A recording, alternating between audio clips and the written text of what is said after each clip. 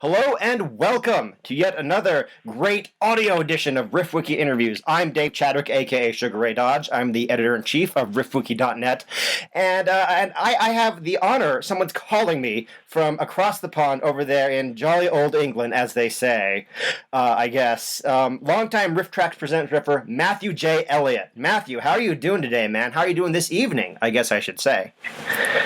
You've reached Matthew J. Elliott. Your call is important to me. Due to exceptionally high caller volume. Hi, David. It's really terrific to speak to you. I'm pretty well, but a little husky. By a strange series of events, I managed to spray deep heat down my throat earlier on today. Yeah. It's not easy, but by God, I did it. And by God, it hurt. Oh, that sounds just awful. But let me. Turns out you should kind of hold it a certain distance away from yourself so you don't form an enormous cloud around your head, which you then breathe in. Oh, jeez. That's great. Okay, so let me go ahead and well, first, let me apologize. As an American, you're calling here from England. Let me go ahead and apologize for London Has Fallen. First of all.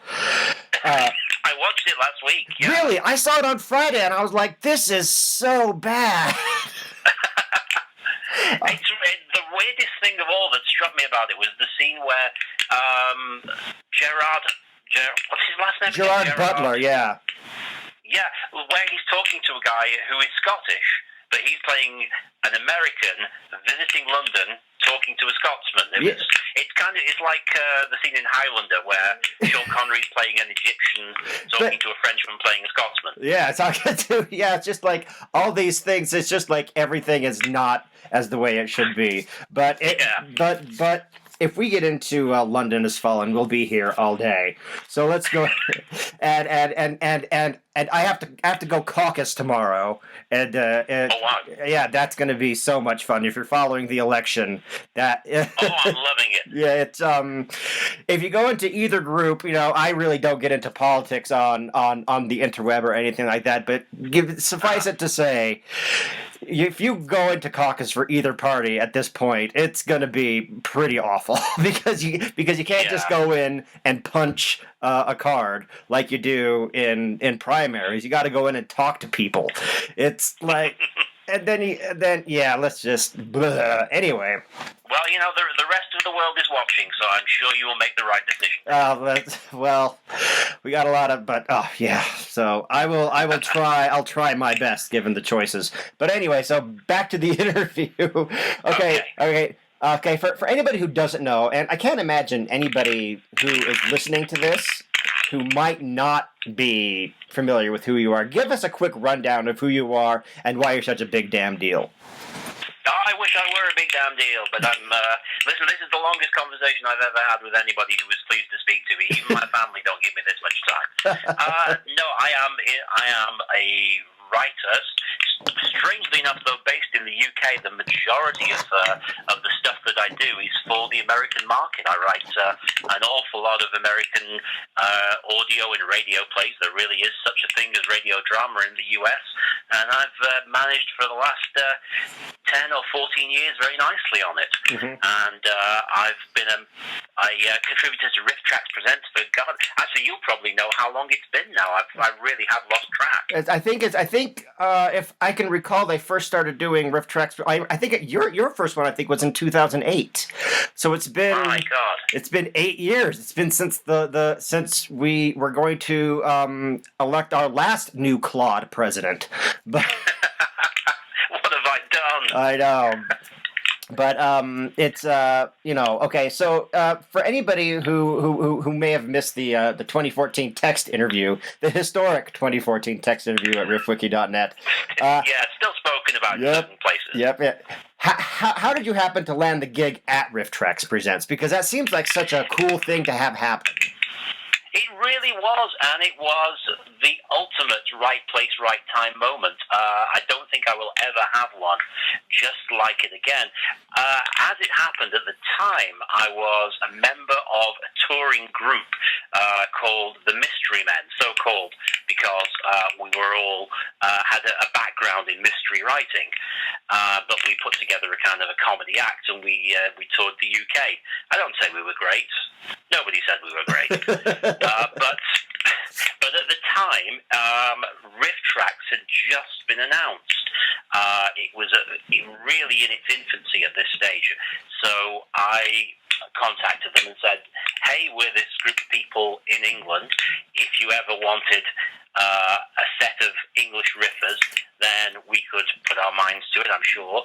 And I suggested a bunch of titles. And amazingly, just at that right time, they were considering additional people, because I think in the very early days of RiffTrax, it was in fact just Mike himself, with occasional guest visits by either Kevin or Bill, not the two of them together. One or the other. It was nuts, yeah. Yeah, if you were lucky. And so they said yes, but as things turned out with the Mystery Men, my partners in that enterprise really weren't into it. They weren't into the riffing thing, and in fact, it's just not a thing in Britain. So I was pretty much left on my own and to my own devices. And so for a lot of years, I was the sole writer of most of my riffs. So if you wonder why I don't do many in a year, it's because there's just the one of me and not enough time. Now let's talk about that for just a minute, because I think you were probably one of the first ones to have, in fact, probably one of the first ones to have your own RiffTrax Presents kind of show without anybody, without Mike or Kevin or Bill or anybody else there with you. And for a long time, and for a long time, it was just you. Like you say at the beginning of King of Kong Island, you say, I usually just do Bruce Willis movies, and So from about 2008 to about 2012, when you did Horror Express, which was outstanding, by the way. I still like watching that one a lot. But you just did, things like Die Hard and Dark Water and and Armageddon and things of that nature. But in 2014, you riffed King of Kong Island with your new partner, Ian Potter. Now, I kind of want to ask you, like, how did you, I don't want to say how you find, because these things kind of just happen organically, probably, but how did you find Ian Potter? How did you convince him to come do this with you? What's it like working with such different material? Because now you've done King of Kong Island, Scared to Death, the one last year that was really good, Warning from Space, which was just phenomenal, and now the one that was just released this past Friday was Flight to Mars. What's it like working with somebody and working with material that's very different from what you were doing prior to Horror Express? Okay, well, the first thing is, the weird thing is that Ian and I have, in some respects, had kind of parallel experiences, apart from the fact that he is really a very successful writer. I mean, he's had, it should not be understressed that he's had his own comedy series on the BBC, on the BBC Radio. He's contributed to some great comedy TV shows, and has really had a stellar writing career in working for Doctor Who. So he was a big damn deal, and I was by no means a big damn deal, which is why I actually thought when I asked him that he would say no. We knew each other simply by being friends of a friend. He knew somebody who was not a writer, who I also happened to know. It just seemed like, from what I knew of Ian, he had the right comic sensibilities for RiffTrax. I seem to remember writing something on Facebook about doing a gag about Hervé Villachet. No, I was doing a gag about the ghost of Hervé Villachet for not Bad Boys. What was it now?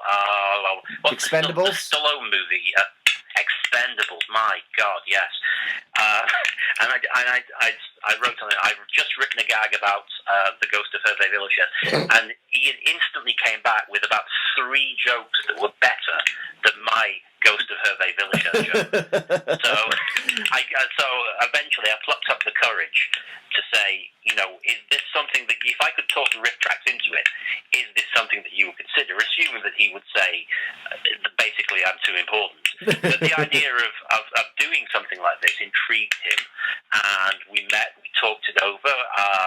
We watched King of Kong Island. My God. Yeah, that's of so all great. The films that I have ripped, I think that is easily the worst, the most incomprehensible, the most childishly bizarre. I would like to believe that there is a better film before the dubbing, but I can't. I honestly can't. And Ian is really a fantastic contributor. I'm lucky to be able to work with him when he's available. At the moment, he's so swamped with script work. We do have another movie set up and ready to go, but it's just a question of getting him. But he is so clever, so funny, and not afraid to laugh at his own stuff. When we were working on Flight to Mars, we were sat in a coffee shop together, and the scene, I'm sure you'll know this, the scene where the rocket launches, and he said to me, yeah, it's a good idea launching the rocket at night. Why do you launch it during the day when space isn't there? Yeah, I was going to say, I remember that line. That's a great line. Yeah, well, he just came up with it off the top of his head, and then laughed so hard at his own joke that he was hammering the wall of the coffee shop, and I couldn't blame him. I couldn't blame him, because I could never have thought of a gag as brilliant as that. Here's the rule of thumb when you're listening to one of our riffs together. If it is a joke that works on multiple levels, that takes in literary or scientific or philosophical references, then it's an Ian Potter joke. If it's about penises, then it's one of mine. So who wrote the joke about all the fat people being in alphabetical order? And at the end, it was your. Oh, that was me. That was me. That was a long afternoon well spent. That was so awesome, because it's just like. For the longest time, every time I typed into Google, the first thing that came up was fat celebrities, because it was my go-to search. That's so awesome. So, but it was his idea to point out that most of these celebrities actually wouldn't have been born at the time when the movie was being made. So it's like, hey, the comic conceit that really made no sense. No, but it's great. And let's talk about Flight to Mars and the previous riff for just a second. How do you transition from? Well, I mean, I guess RiffTrax did kind of around 2011. They had kind of a shift where they were. And this represented itself in RiffTrax Presents as well, where you kind of saw movies like The Crater Lake Monster replace things like, not replace, but you kind of alternated. You went to more Mystery Science Theater 3000 type of B movies that you can sell on VOD and things like that.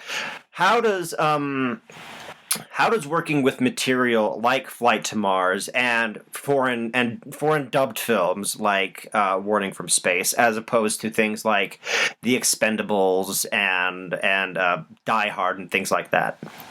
Yeah, it's in a lot of ways it's more freeing because of the fact that, probably less so now given the prevalence of things like Netflix, but at the time when selecting movies like this, a lot of thought had to go into, are people likely to have this movie or spend money on this movie to add it to their collection? I seem to remember, and I'm sure you will know better than I will, that there was some question at the time when they did Glitter, when Mike and Mary Jo ripped Glitter, that just not enough people cared to actually own a copy of that movie.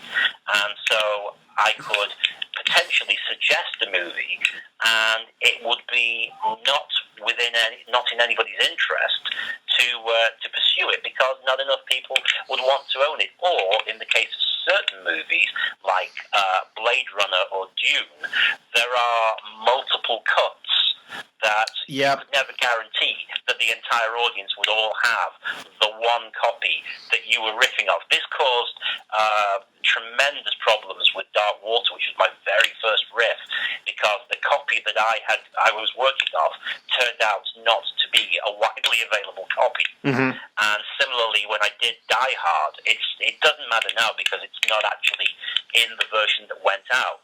But for some reason, there is a whole deleted sequence in the middle of Die Hard that when I got my copy of it was actually within the movie, where everything goes into black and white because I don't know why they don't have the color material for it.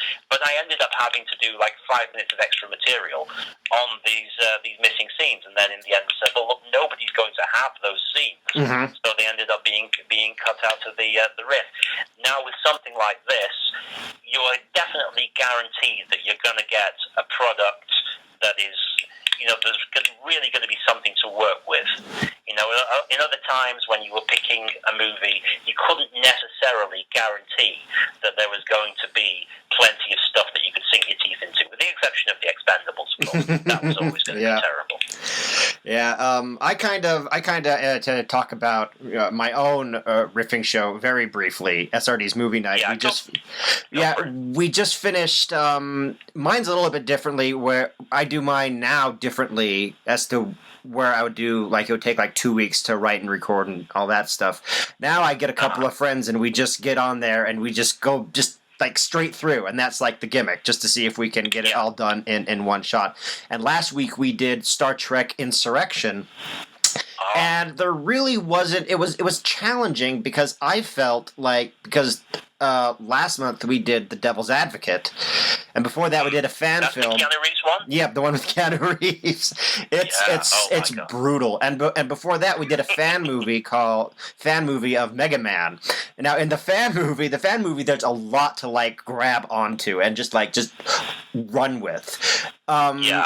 With The Devil's Advocate and Star Trek Insurrection, they're more well-known movies. They're bigger budgets. While there's certainly stuff to grab onto, there really isn't as much as you would say like these kind of very quirky independent movies. Like say, you like. Ironically, there's more to work with in something like King of Kong Island, as opposed to something like, say, well, maybe Watchmen is a bad example, but a big summer block like there's probably more to work with in King of Kong Island than there is to work with in London Has Fallen.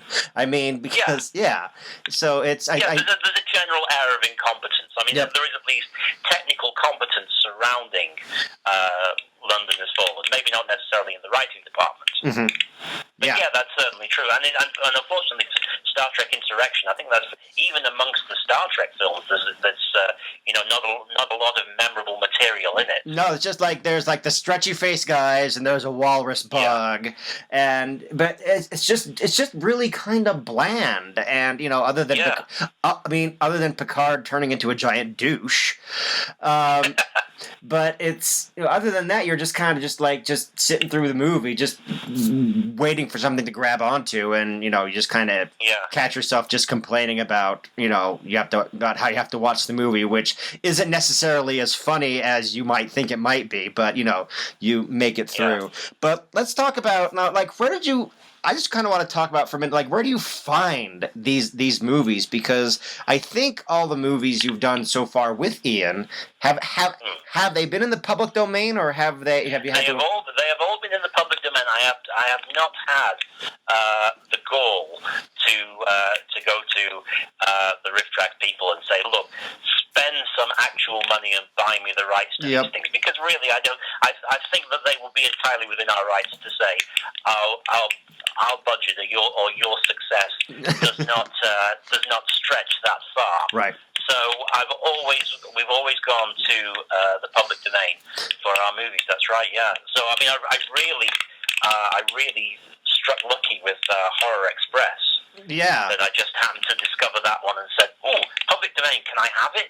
And that was even then that was kind of a brave thing for me, because I'd noticed that was the way that RiffTrax was going, and so I already had a list of potential movies that I could do for just the riffs, just the MP3 track. But if they would allow me to do a public domain VOD, then that will be fantastic. And thank God they did, and we carried on that way.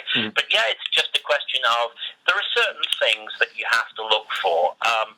Ideally, it would have to be a color movie. I don't know if you've noticed this, but there really are very, very few black and white videos on demand that they I have noticed that, and the thing is that there are things like we'll just go with the one that I can come up with the top of my head, Voodoo Man, one of the very earliest black and white ones that they've done. Voodoo Man, Maniac, and what's it, the Devil's Hand? Yeah, the Devil's Hand. See, no. Oh no, the one with the girls of the Lost Mesa, and that's maybe about it. Yeah, and I mean there are a few more, but they're few and far between, and I think my thing is that I can watch black and white, but after a while, it kind of hurts my eyeballs a little bit. Yeah. So I mean, I don't really have a problem with it, but I think that the black and white ones are probably less successful. They're less of a draw for the audience. So it would be preferable if they're a color movie. And of course, something like it's ideally going to be a horror or a science fiction, because the chances are, if it's something that slips into the public domain, it's something that nobody wanted. So there's going to be a certain level of badness about it. Mm-hmm.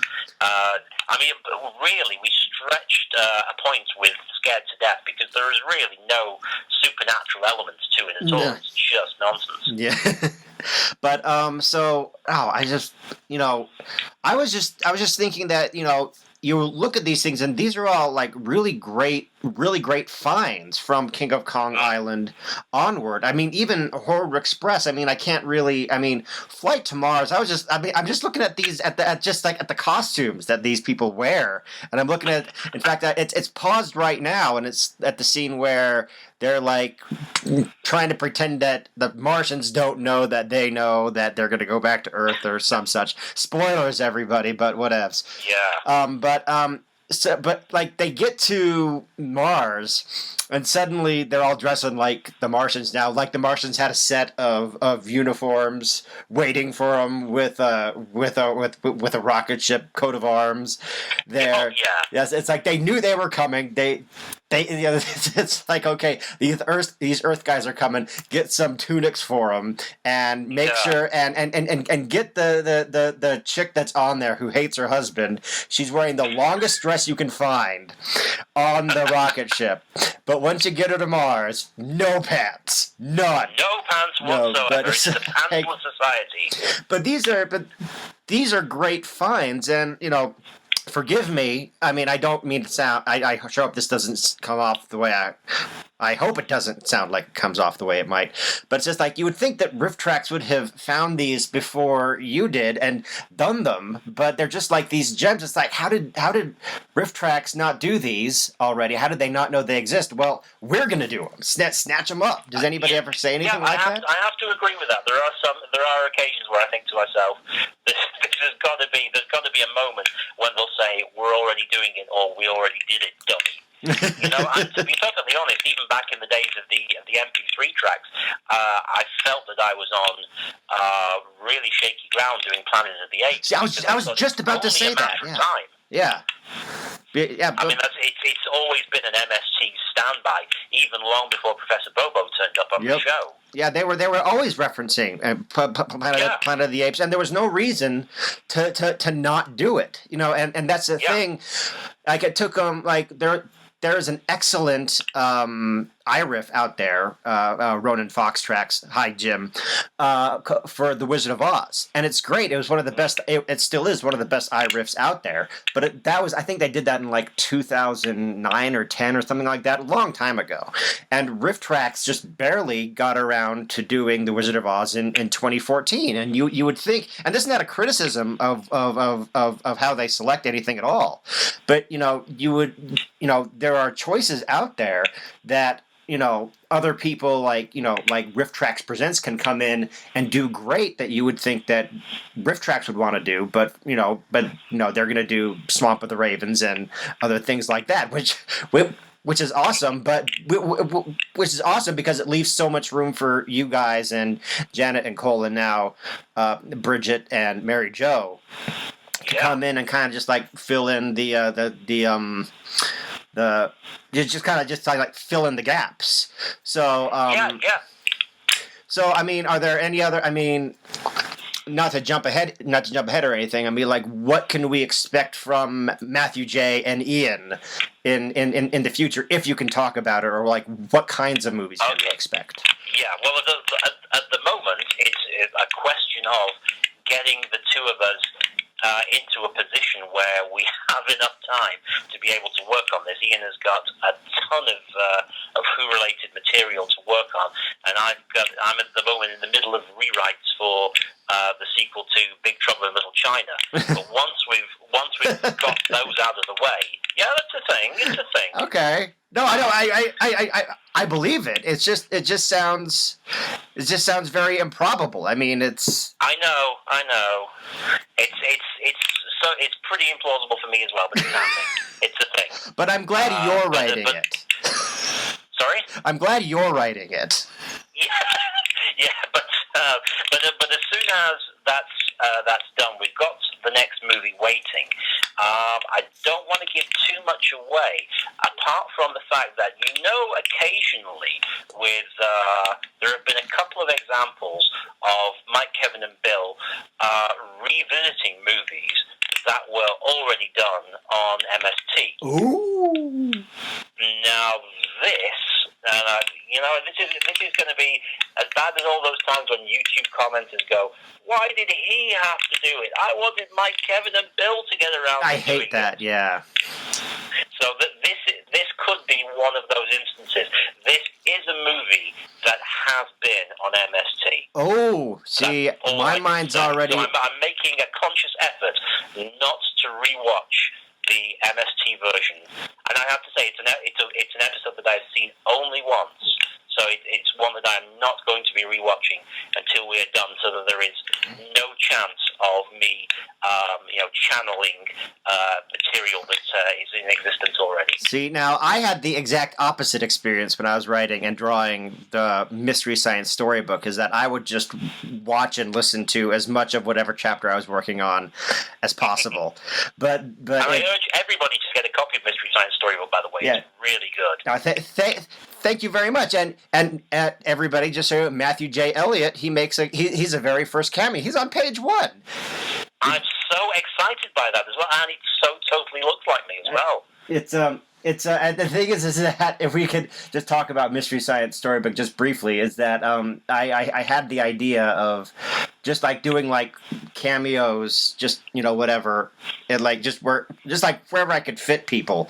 I'd be like, oh well, I can get in fact, you were one of the very first people at RiffTrax. Might be the first person at RiffTrax who knew that I told that I was doing this, and so I think that's probably why you were featured right there on page 1. I'd be like, okay, first cameo, bam, he's timing. He's right in there. But so let's move away from RiffTrax for just a second. Let's talk about Doctor Who, something even a year ago I wasn't really super familiar with until it was at the encouragement of my brother and another friend and you that I get into it a little bit more, because I always thought it was like, oh, it's this British thing that makes no sense. The guy he's in a phone booth. What's going on? But I'll tell you what, and I have a copy of Lost in Time and Space right here, an unofficial guide to the uncharted journeys of Doctor Who by Matthew J. Elliott. Oh. Which everybody should pick up a hard copy of and a Kindle copy of. Now, you are the author of this book, Lost in Time and Space, and you are also the author of a recently published, I believe, audio story featuring the 7th Doctor called, in fact, I just had it right here, Dead to the World. That's correct, yeah. So let's talk about each of these for just a sec. Let's talk about Lost in Time and Space first, because that came first. How did this book that I'm holding in my hands right now, how did this generate? How did this come up? Okay, well, it came up because enough time had passed that I couldn't believe anybody else hadn't already written the book, because it seemed like a gimme. It seemed like an obvious thing that somebody would eventually do this. If you watch enough Doctor Who, which is, for anybody who's listening who's not familiar with it, it's the story of an alien time traveller who can go anywhere in time and space in, as you know, a phone box. And I suddenly realised, of course you know what it's about. that because you'll have watched the riffs of Doctor Who and the Daleks and Daleks Invasion Earth 2150 AD. They should have let you do those, by the way. If I could interrupt, they should have let you do those, honestly. But I mean, they did a great job. I suddenly realized I did actually write to them and say, now that you've done Doctor Who and the Daleks, if you're really looking for someone to do 2150, then sorry, already recorded. No, I'll tell you what. A funny story about that, and then I'll let you continue on with the story that I interrupted. But I was actually in Barnes and Noble in December. I think it might have been on the 50th anniversary, and there was like tons of Doctor Who stuff like all over Barnes and Noble, like all the Doctor Who books were there, and I was like, man, Doctor Who, and I'd been seeing it on TV. People were advertising for that 50th anniversary show with John Hurt, and I was like, man, and I said this, wow, Doctor Who is everywhere. What is going on? And then I get an alert on my phone, and I pull it out, and it's an alert from the RiffTrax YouTube channel saying Doctor Who and the Daleks 2150 has just been released. And I was like, I literally just said out loud, and now RiffTrax is. I was like, that was really weird. But anyway, go ahead, continue. Like nobody had snatched up this was a gimme of this reference book. Yeah. Yeah, in the show, the Doctor is always talking about, and has done for the last 50 years that the show's been on the air, the various places that he's been to, the people that he's met. He's met everybody. He's met Freud, he's met Florence Nightingale, he's met Hitler, he's met Wellington, and I kind of figured, well, somebody should actually kind of pick up all these references and run with them. When did this happen? And because of the fact that in the TV show, the Doctor always has a companion, that's a human assistant who helps him in his adventures, and they're normally the person that he speaks to about these things. So I figured, okay, well, you can't definitely say this is the point where he met Cleopatra, but you can definitely say this is the last point at which he could have met Cleopatra before this companion joined him, and he could therefore tell them about it. So the book then became a collection of 50 years worth of references saying, I'm not definitely saying this is when it happened, but I'm saying it couldn't have happened after this. And so you could run them through each of the actors who had played the Doctor up until that point, and it became a fairly weighty volume, and it was a ton of fun to write. And it's been, I'm pleased to say, fairly well received. And it was from that, I guess, that I kind of got the gig working on these Doctor Who audios, which I don't know whether a lot of people in the States necessarily know about them. A company called Big Finish has been producing Who audios for a long time, even though they'll tell you that there was the 50th anniversary a couple of years ago. Truth be told, there was kind of a period where Who was in the wilderness. It disappeared from TV in the early 90s, late 80s, I forget the exact date, and there was a long period where there was no new Doctor Who on TV until about 10 years ago, when the show re-emerged. And during that time, this audio company, because for some reason, I don't know why, but it just happens to work, that Doctor Who transfers really, really well to audio.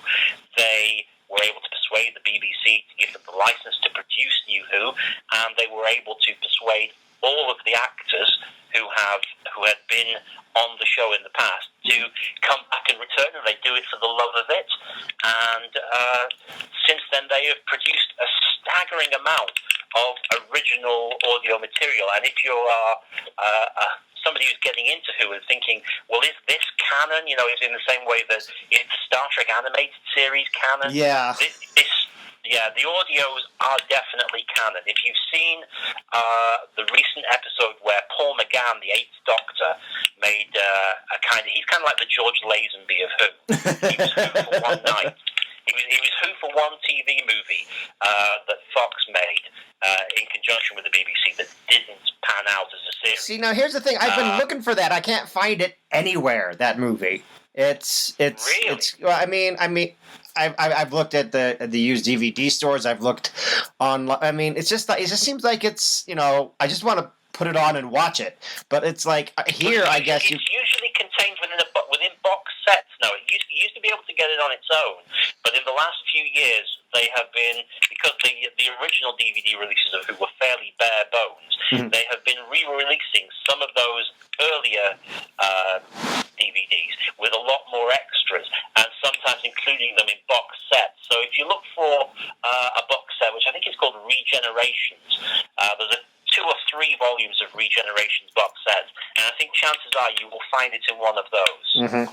So Paul McGann comes back in. I think it was called The Night of the Doctor. Yeah. Yeah, he comes back for the just to do a kind of a mini short episode that they aired on the internet, and within that he references everything that's gone on within the Big Finish audios. He mentions all of the companions that he has had in his audio-only adventures. So yeah, the audios are totally canon, and it all ties in with the TV series. And a lot of care is taken over that. And as a result of the fact that the guy who was the script editor of that range of audios, a gentleman by the name of Alan Barnes, very generously provided the introduction to Lost in Time and Space, which I have to say is actually better written than the entirety of the book. The rest of the book is not as well written as his 3-page, 4-page introduction. But because of the fact that I somehow managed to persuade him to write the intro, he was nice enough to say, well, would you consider writing an audio? So I got to write for an actual Doctor Who, Sylvester McCoy, who was the 7th Doctor. Mm-hmm. So now let's talk about it. It's called I have it right here. It's called, no, dang it, I have it's the name of your Dead to the World. That's it. Dead to the World is the name of your. So how did you approach writing for such an, I mean, this is beyond fan fiction now. I mean, I don't want to talk. I don't, I won't admit how much fan fiction I've written and not shown the world, but it's fairly voluminous. And if someone told me, hey, we want you to write something that's canon, I don't know how I would approach it. Now, I'm not saying you've written fan fiction or anything like that, but when you... Well, I tend to think that most of my riff tracks is the fan fiction. I mean, pretty much everything in the... Pretty much like my first 3 or 4 riffs, I always refer to as the KTMA years. That's awesome. Oh, great! That's a reference that like all the hardcore Misties will get, and everybody else is going to be like, "What the hell are they talking about?" KTMA, but it's like season 0. But how did you? I mean, was it intimidating? How did you approach writing for in a canon story for a character that's iconic like the Doctor? It is extraordinarily intimidating, but luckily they have people there who totally know what it is they're doing and also what it is they want, and they're not afraid to tell you when you're getting it wrong. So after Dead to the World, the first thing they did, which was very clever, was they kind of let you in gently. Traditionally, in the traditional format of the original TV show, most stories took place in 4 episodes, which were broadcast weekly. Mm-hmm. So it'd be 4 25-minute episodes.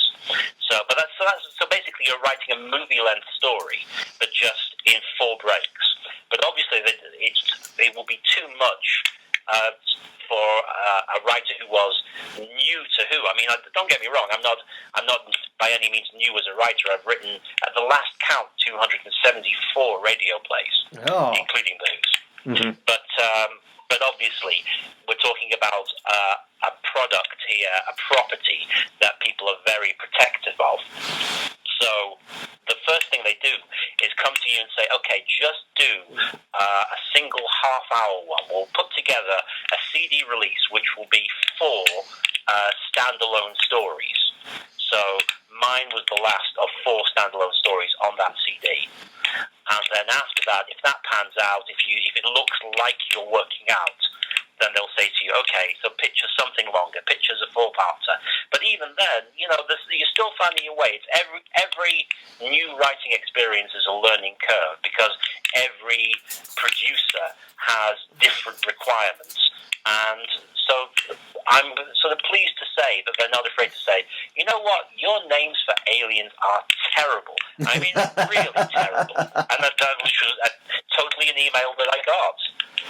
I had these aliens in the story. I called them the Paradas, and they were not too polite to come back and say that's a terrible name for aliens.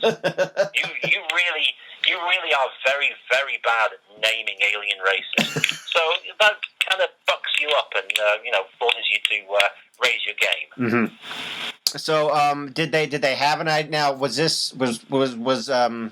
Dead to the World? Is that your original idea, or did they come to you and say, write a story about this, or was it your own brainchild? No, it was my original idea. There were 4 stories that just sort of hung together on a very sort of slim connecting thread. So all I really had to do was be aware of that, and then they said, just give us 3 or 4 ideas of how you'd like a story to go. So I came up with 3 or 4, and they said, okay, we kind of like Dead to the World, apart from the fact that it doesn't actually seem to finish. It's about something, and then it kind of doesn't go anywhere. And they were absolutely right, again, because I have written so many mystery stories. I mean, I recently finished dramatizing the entire Sherlock Holmes canon. So I've done all 60 Holmes stories, including the novels, including Hound of the Baskervilles, and I've become so used to all my stories ending with "That's the man, take him away, Inspector." That I kind of lost the fact that there really needs to be plot progression. So they went, "Yeah, it doesn't finish." I went, "Oh yeah, you're kind of right. It just sort of stops." I really need to work on that. So that, again, another learning experience. Mm-hmm. So when the writing process was finished with Dead to the World, and you'll be like, "Wow, I wrote a Doctor Who story." Did it sink in immediately that you I'm now am a Doctor Who author contributor to the canon, or was it just like, "Well, I'm glad that's over"? I think it first sunk in when my name turned up on the Doctor Who wiki. I was like, yeah. More so when a gentleman by the name of David Chadwick fleshed out the entry that was already there. Oh, that's right. Because originally it just said something like, Matthew Elliott is a writer, he is still alive. Yeah. And God bless you, went in and provided them with more details. Hey, man. To confirm that, yes, I definitely was still alive. If whatever I can do to help as RiffTrax fan number 1, I just declared myself. Anything I can do to help out any of you guys, I'm going to do. So, bless you for that. But I'll tell you. So, how's it being received? Dead to the World. It's been pretty well received, I'm pleased to say. I've had some nice reviews, and my particular favourite, which will live in my memory, if nowhere else, was of Doctor Who magazine itself, describing it as Douglas Adams-esque. And wow! I can deal with that. Yeah, that's great. That. Yeah, that's a man. I hope somebody says that about me someday. But that's amazing. So can we expect more Who from you in the future, or is it? You can certainly expect at least one more Who from me, because yes. I was at the recording studio in London a couple of weeks ago when that one was being recorded. But I think I'm probably muzzled about how much I can say about that one at this point, because it still hasn't been officially announced. But I've been asked to pitch further stories, and then it's a question of whether they like the look of what I've done. So I'm at the moment I'm too cautious to say for certain that things are definitely happening. But it's been an immensely exciting year so far, and it's only what is it? Still March? Yep. Still. Yeah. Wow. We still got like 2 weeks of March left too. It's amazing. It's like the 21st. Yeah, I could still blow the entire thing. Awesome. All right. So that's great, man. So let's get back to RiffTrax as we kind of gear towards closing this thing up. Okay. I'm going to put you on the spot. Out of the VODs you've done with Ian, which one's the best? Yeah.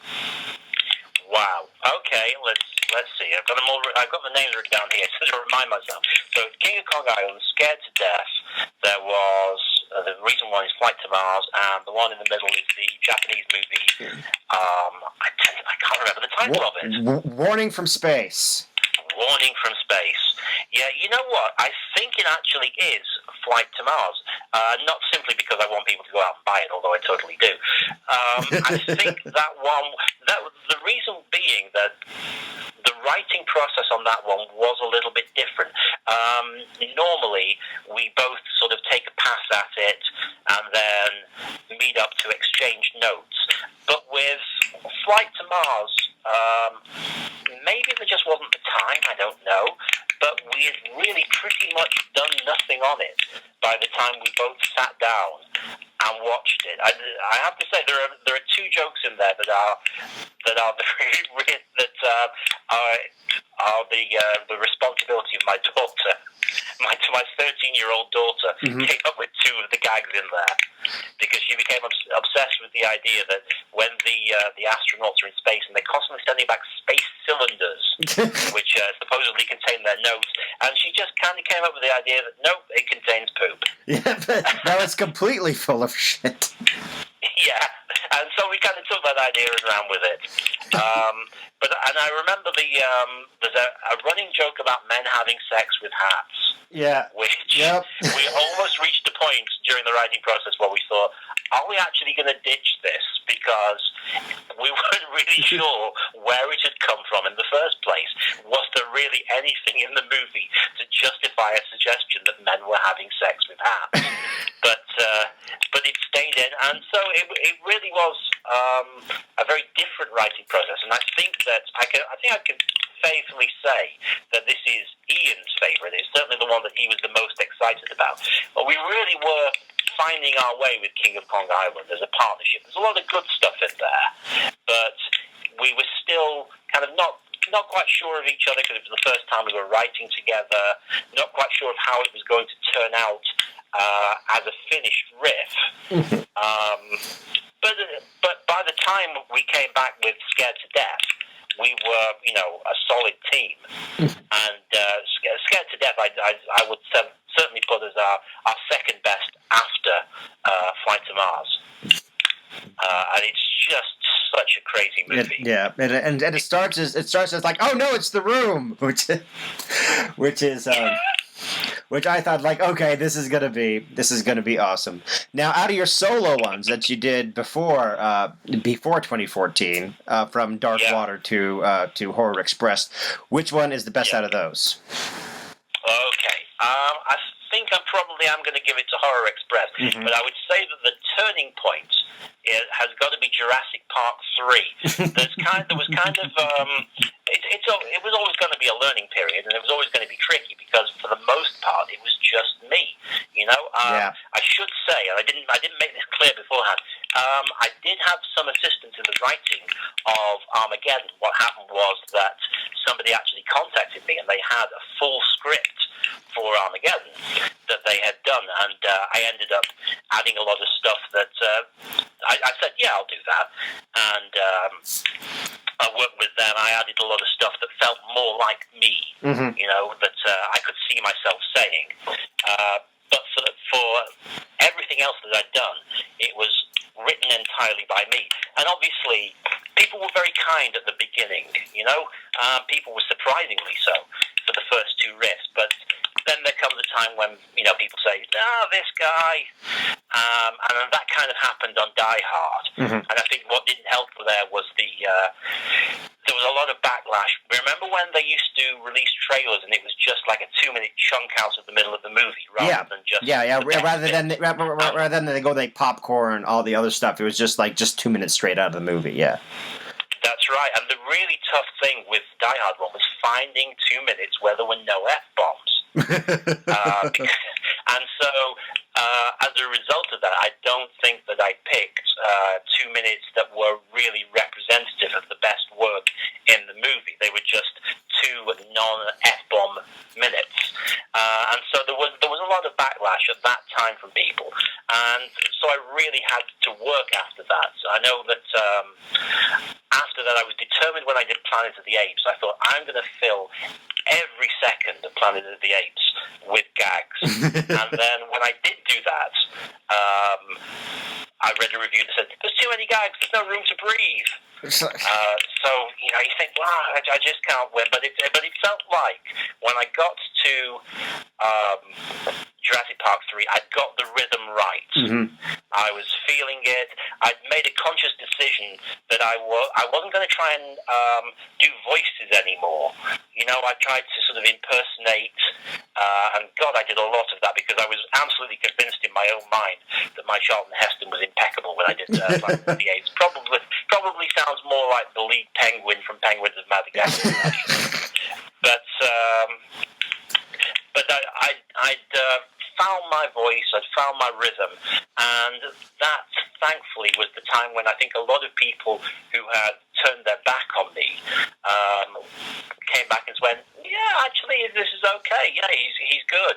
And then I got better reviews for that, for the Expendables, and then Horror Express was where it really started to feel like it was coming together, and people, instead of going, who is this guy, were saying, oh, it's that guy again. Yeah, it's Matthew J.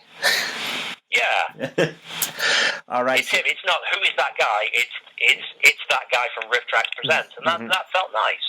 And I felt more welcomed by people who had been, understandably cautious about me beforehand, because who was I? Why did I have such a strange accent? Mm-hmm. And I just kind of appeared out of nowhere and suddenly started doing these with, as far as a lot of the American audience were concerned, no qualifications whatsoever for and no pedigree that they were aware of. So their caution was understandable, but I'm glad that after all these years, after 8 years, that we're past that now, and it's okay. Here he is again. Mm-hmm. So, but I gotta say, everybody out there, if you haven't seen Flight to Mars yet, go ahead and snatch that up, because it is stellar. It is awesome. It is stellar, and it is pantless. What was it do? I still can't get over the costumes in this movie. Yeah. But it's insane. But now let's now riffs that aren't yours. What are your favorites? Oh wow, there are some that I can listen to again and again and again and never get tired of. But they're probably ones that you're going to go, well, yeah, obviously that's pretty clear. So things like The Room and stuff like that. Room, yeah. But of the MP3 ones, the one that kind of staggers me. It's always funny, but the movie itself kind of blows my mind. It's The Last Airbender. Oh, man. Yeah. Yeah. Like, this exists? The reason that it does is because around about that same time, I was watching the 3-riffer version of Plan 9 from Outer Space, and I kind of came to a realization that in terms of quality, Plan 9 from Outer Space is maybe a better movie, because at least the guy who made it, Edward D. Wood Jr., he compromised on every creative decision he ever made, which is why you end up with something as thoroughly incompetent as Plan 9. But he made it out of a desire to entertain. He wanted people to go in and like that movie. With Last Airbender, there is no reason for it to exist other than to make people who already have a lot of money some more money. It is creatively moribund. Yeah, it's I remember watching that riff, and I just and one of my favorite jokes from that riff is hey, like Kevin or Bill or Mike or somebody says, hey, I'm sorry I know this, but that's Harpo from Twilight, because I was saying that exact same thing too because of RiffTrax. But The Last Airbender, man, it's that's one that I have bought movies before to go with. I have the entire Twilight saga before. I didn't have it because just so I can watch it with. I'll buy movies, but that one is one where I will kind of you have to rent it. Like it's not a buy. I mean, the Rift's awesome, but I can't bring myself to pay more than $4 for it. I mean, like I entirely understand. Yeah. But it doesn't deserve more than $4. Didn't deserve to take more than $4 at the box office. It also has it has, with the exception of Flight to Mars, maybe the fastest love story of all time. It's just covered by one line of narration. My brother fell in love with the princess almost instantly. But the thing is, well, at least that love story got resolved, kinda. Yeah. I was like, at the end of Flight to Mars, I'm like, wait a minute, and you were saying what I was thinking, of like, will they resolve the love triangle? It's like, yeah, what was the deal with that? They made a big deal out of that, and then nothing. It's like... Yeah, there are some parts of it that are really astonishingly rushed, including, really, the time that they spend on Mars, because as soon as they arrive on Mars, they can't wait to leave. They'll be like, oh, yes, we just crashed, and we just ran into these guys, humans, who speak English. This entire alien civilization, when can we go? Yes. And it seems like the most amount of time is spent on the ship on the way to Mars, even though that's a ridiculously quick voyage, but on board the ship that makes no geographical sense. Oh yeah, where it's just, I was trying to figure out how that rocket ship worked, and I just had to give up, because it'd be like, okay, so why there's just so much about Flight to Mars. Everybody get it, $7.99, RiffTrax.com. Oh yes, definitely. Yeah. So, Matthew, is there anything else that you wanted to talk about that we didn't already cover? I think I mentioned it briefly, the sequel to Big Trouble in Little China. There's going to be a novel coming out later on this year, probably around about the fall. It's going to be called Big Trouble in Mother Russia. It is the official sequel to the original 1980s classic, and it's going to be published by Boom. With an exclamation mark. And, Wait, I hope that everyone will go out and buy that. I'm definitely going to buy it. Now, Boom, that's a comic company, isn't it? They are a comic company. This is their first step into the world of prose. And for some bizarre reason, they chose me, and they entrusted me with... people keep entrusting me with valuable properties. They probably shouldn't. That's so it's Big Trouble in Mother Russia, you say? Big Trouble in Mother Russia. We're taking Jack Burton to Russia. Big Trouble in Mother Russia by Matthew J. Elliott, in stores later this year, in 2016. Yeah, Coming in 2016. Fall 2016. So, I guess we could talk about that briefly. How did that come about, really? It came about, again, via Lost in Time and Space. I'd been asked by the editors of that to contribute essays to a couple of books, one on the subject of Star Wars comic books. Wow. So I had to read the whole of the Marvel Star Wars comic books, and you realize that after Return of the Jedi, they're in real trouble, because the writers really have no idea, is there going to be another Star Wars movie? So it's next to impossible for them to make any bold creative decisions, because they really don't know whether anything that so basically the storyline almost never moves off Endor. The rebels never leave Endor. Wow. So so I was able to write about that fairly amusingly, and also a piece for a book about the Planet of the Apes and the various spoof versions of that have been done over the years. And as a result of that, the people at Boom got in touch with the editors of those volumes and said, yeah, we're looking for somebody to do a sequel to Big Trouble in Little China. Do you know anybody? And they said, well, judging by what he's written for these things, Matthew J. Elliott might be okay. Wow. I'm definitely gonna pick that up. That sounds very, very, very interesting. So, Big Trouble in Mother Russia coming in 2016 from Matthew J. Elliott. So I think that's probably about going to wrap it up. We're coming up on the hour mark here. So, hey, Matthew, thanks so much for giving me a call and talking to me today, man. It's been just such a great honor. Absolute pleasure. All right. So, and this is Dave Chadwick from RiffWiki Interviews at riffwiki.net. Go ahead and check everything out there. Go to my website, sugarraydodge.com. You'll find out all my cool stuff there. You'll find out SRD's Movie Night, Mystery Science Storybook. Everything I do is at sugarraydodge.com. Go to riffwiki.net, and don't forget to check out rifftrax.com. Get Flight to Mars there at $7.99. The latest riff from Matthew J. Elliott and Ian Potter. And this is me, Dave Chadwick, signing off.